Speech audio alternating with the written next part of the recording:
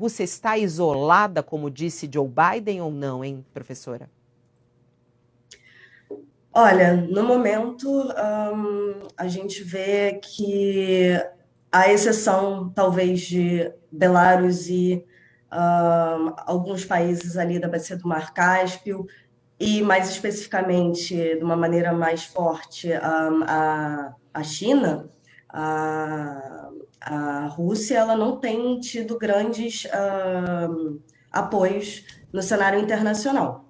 E isso se deve muito em relação às mensagens que estão chegando à população, né, nas mídias, mostrando, enfim, os conflitos que estão acontecendo, as destruições que estão acontecendo nas infraestruturas, seja infraestruturas militares, mas agora, conforme existe o avanço das tropas russas a maiores cidades ucranianas, você começa a ver também a começar uma destruição da infraestrutura civil, e o que gera mais impacto e acaba suscitando maiores apoios à nação e ao Estado ucraniano.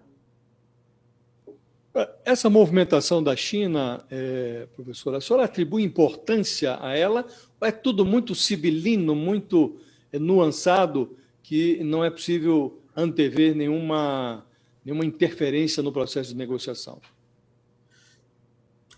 Olha, Josias, ao passo em que, de fato, existe um certo olhar mais especial para as questões econômicas, já que a China tem sido uma grande força econômica no sistema internacional, e esse conflito ele pode e deve gerar grandes impactos econômicos no curto prazo e também no médio prazo.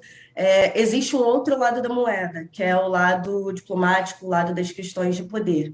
A China ela tem um interesse, sim, em se colocar como uma possível intermediária, mediadora desse conflito. Isso porque isso representaria, na verdade, uma alçada de poder chinesa e um reposicionamento da China num local onde ela não tinha estado anteriormente, que é esse local de grande nação intermediadora, grande nação capaz de mediar grandes conflitos do cenário internacional. Essa posição antes era ocupada por países ocidentais, ou da Europa Ocidental, ou mesmo os Estados Unidos. Então, isso é visto, sim, como interesse por parte do Estado chinês. Seria, dentro do aspecto de poder, um ganho importantíssimo para o Estado chinês, e, por sua vez, ela pode se tornar, dentro das questões econômicas, a intermediadora entre as relações econômicas da Rússia, que vem sofrendo sanções no aspecto financeiro, grandes sanções, e ela pode servir justamente como uma intermediária entre as negociações da Rússia com outros países. Desse ponto de vista, a China pode sim vir a utilizar a diplomacia, seja uma diplomacia também voltada para a economia, a seu favor. Ô, professora, eu estava acompanhando há pouco o pronunciamento do presidente ucraniano e me chamou bastante atenção o discurso dele. Ele está, de certa maneira, né, sendo um herói, parece. Não sei se talvez essa palavra seja forte demais, mas é curioso ver a reação das pessoas, né? O presidente ucraniano está lá resistindo e ele agradece a população por lutar. Ele pede para que as pessoas lutem, né? Oferece armas e pede para que as pessoas lutem, e não tem essa ajuda de outros soldados, né, que vêm de outros países. Tá até na tela aqui, coloca na tela para mim aqui a fala dele hoje, tem um resumo interessante aqui. O presidente russo, né, que no seu pronunciamento hoje disse que a Rússia quer apagar a Ucrânia e a sua história, e nesse discurso ele disse que as pessoas, né, tem que lutar para que a sua história não seja apagada. Ele fala, olha, eles têm a ordem de apagar nossa história, de apagar nosso país, de apagar todos nós, disse ele.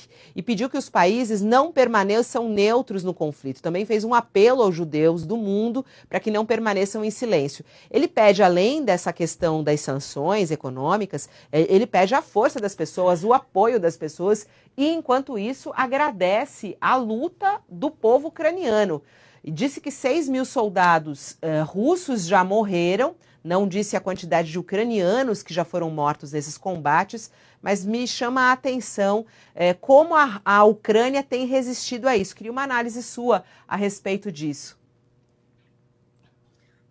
Primeiro de tudo, a gente tem que entender que o presidente Zelensky, ele vem da mídia. Então, ele tem uma colocação muito adequada no sentido de que ele tem expertise em se colocar para o público, né?